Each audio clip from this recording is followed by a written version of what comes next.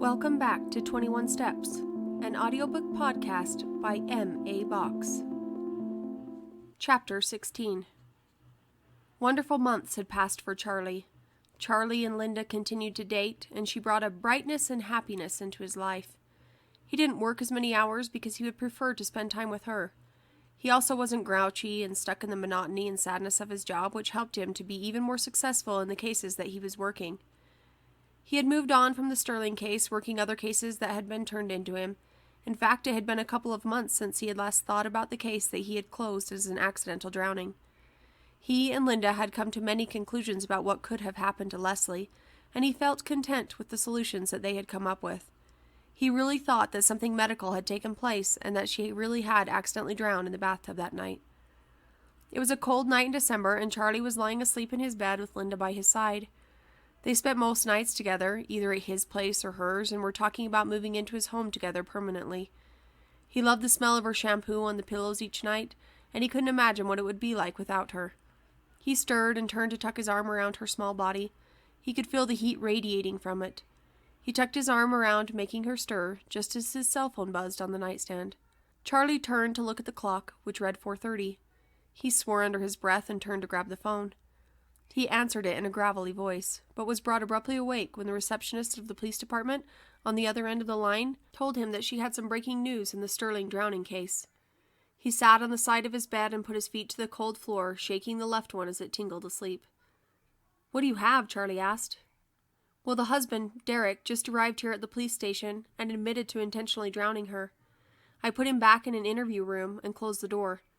Nobody has been in there to talk to him, but Officer Jensen is sitting in the observatory room watching him. We are waiting for you to get here," she said. "No shit? Seriously? He just admitted to killing his own wife? I'll be right there. Don't let him go anywhere." Charlie hung up the phone and turned to Linda, who was now sitting up in bed with a concerned look on her face. "Derrick Sterling just admitted to drowning his wife, and all this time we thought she really had a medical issue that we couldn't find. I have to get down there to interview him," Charlie told Linda. He quickly moved to the shower, not waiting to discuss the situation anymore, and wanting to get down to the station as quickly as possible. He dressed after a shower in a gray suit and a red tie and quickly left the house, giving Linda a quick kiss on her cheek and telling her he would call her as soon as he could. He got into his car in the driveway and started it up.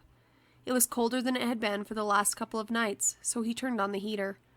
His knuckles were white on the steering wheel as he anxiously drove toward the station. A number of questions ran through his mind. What would he ask? How did it come to this? And what did he miss? Charlie pulled up to the station and had opened up his car door before the car was even in park. He was full of adrenaline, and his heart was beating hard within his chest. He went up the steps 2 at a time and went through the doors. The anticipation in his face he knew was very noticeable as the receptionist asked if he was okay. He smiled and quickly moved past her to the office. He opened up an old filing cabinet and went to the file that he had saved for Derrick Sterling and pulled it out. On the front of the file, stamped in red, it said closed. Charlie wished he could erase that so Derrick would think Charlie had never given up. Charlie walked to the interview room and took a deep breath before opening the big metal door. He walked into a small room with a large window on one side that looked like a mirror and nothing else on any of the other walls.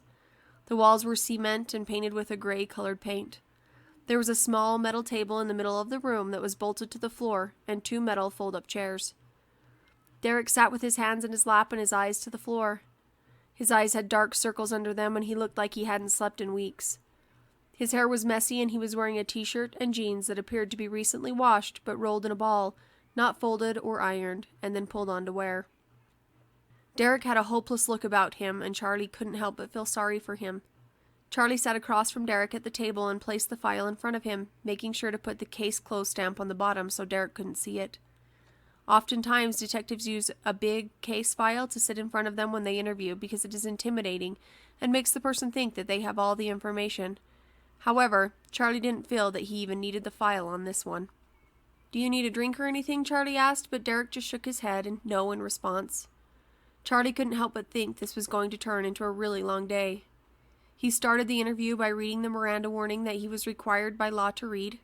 He asked Derrick if he wanted to talk to him, and Derrick said that he did. Charlie then began to ask questions. "So tell me, Derrick, why are you here today?" Charlie asked, preparing to take notes on a yellow pad of paper. Derrick responded quietly, I'm here to confess to drowning my wife Leslie. His voice cracked and Charlie could see the fear and sadness in his eyes. Okay, tell me what happened that night, Derrick. Derrick knew that if he told the detective that in a dream he had accidentally drowned her, that they may say he was not responsible for his actions. We had been fighting. We were struggling over money, and I was going to my parents' house to ask them if I could borrow some. She liked to shop, but we couldn't afford it anymore, and I didn't have a steady job. I went to my parents to ask, but when I got there, I just couldn't find the right time, so I came home, and when I told her that I didn't ask, she freaked out on me. We started fighting, and then she just started ignoring me. She started getting into the tub, and I don't know what happened. I just pushed her and held her under. Okay, then what happened next? Well, I held her under and she stopped moving. When I finally realized what I was really doing to her and let her go, she was already gone. I didn't know what to do. I thought about it for a couple of minutes and then decided my best bet was to call the ambulance. Maybe they could save her, so I did. But they came and they couldn't do anything, and then you came, and here we are. Was she getting into the bathtub when you held her under? Yes, she had just stepped over and was going to lay down. So she was already on her stomach when you started holding her under. Yes, she was. Her head wasn't under, but she was on her stomach. I really can't remember all of the details. She was just getting in, and I pushed her under and held her there. Did she resist? I think so, but I really don't remember all of the details. When I realized what I was really doing to her, I stopped, but it was just too late. Did she hit her head on anything when you pushed her under? I don't remember, but I don't think she did. Maybe on the bottom a little bit, but I don't know. Was the water still running? Yes, I think it was. Did you turn off the water? No, I don't think so. I just left and called the ambulance. Why didn't you tell me about this earlier? I couldn't, and you didn't ask me that night, although I don't know that I would have told you anyway. I don't know. I didn't know what I would do with my boys. Everyone would be so disappointed. Charlie made a mental note that in the future, no matter what, he would always ask some kind of leading question. It wouldn't be, "Did you kill your wife?" but it would be something more casual. Why did you come forward now? Charlie asked. The guilt is killing me, and I just can't take it anymore. I can't sleep or eat, and I just can't be this kind of example to my boys. I want to take responsibility for my actions and pay the consequences. Do you know what those consequences might be? Not really. Probably jail or something, but no matter what, I have to do this. I recommend that you get an attorney, Derrick. The courts can provide it if you can't pay for one. I would suggest that. Okay, that'll be fine, whatever I need to do. Have you ever done anything like this before, Derrick? No, absolutely not. This is the only time. I didn't know what I was doing. It just happened in the moment. I was so mad and I just didn't want to fight anymore. Have you ever hurt Leslie in any other way in the past? No, I haven't. We've had our share of fights, but this is the first time I have ever hurt her, I promise. Have you made arrangements for your kids? Yes, well, kind of. My parents are in town, and I left them a note, but they will take good care of them. Better than I was doing, that is for sure. Have you ever hurt either of your children, Derrick? No, never. I have always been very good to them. I just can't live with this guilt, and this isn't fair to them. Okay, well, Derrick, I think you have had a really long night. There are a lot more questions that I have to ask you. But for tonight, let's get you over to the jail, where you will stay for a while and get some rest. We can go from there, okay? Okay, whatever I need to do. Hang tight and I will have an officer come in that will take you over to the jail. Get some sleep and we'll talk tomorrow. I'm sure you will have a preliminary hearing soon so you can get an attorney. In the meantime, don't talk to people about the case. That is only going to hurt you, okay? Okay, thanks, Detective, Derrick replied. Charlie left the room and closed the big metal door behind him lightly. He couldn't believe what was happening. Derrick was so open to discussing the situation, Charlie couldn't help but be nice to him. He really seemed like a nice guy. Charlie had to remember that he was a cold-blooded killer, and he would have to provide justice. Charlie went to the front desk and asked her to get an officer to take him to the jail in a nearby city. She paged someone over the walkie system and said an officer would be there soon. Charlie returned to his office to collect his thoughts and his notes. He couldn't imagine that he would need anything more than the statement that Derrick had just given him.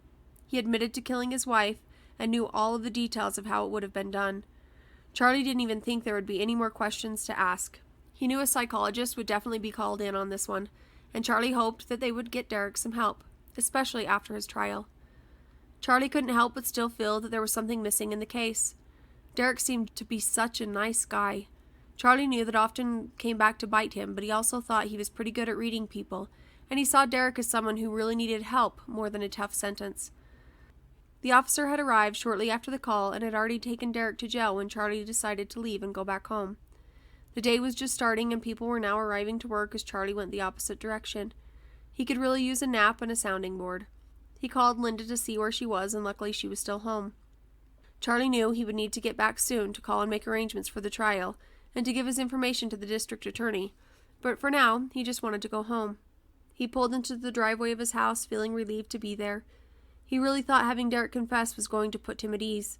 Instead, it seemed to increase his agitation and not quite getting the case right. He walked through the front door of his house, which now was much cleaner and brighter, to see Linda making coffee in the kitchen. She smiled as he came through the door. "Good morning. How was your night?" she asked. She was wearing a gray-colored pantsuit with pinstripes and a pink tank top underneath with a strip of lace at the top. Charlie's mind started to wander, wondering what she would look like with just her heels and that lace tank top on. It took him a minute, but he refocused on the moment. Charlie responded, "Good, I guess. I still don't quite know what is going on, but Derrick Sterling says that he intentionally drowned his wife in the bathtub." "Well, that should make you happy. You have been worried about that for a long time."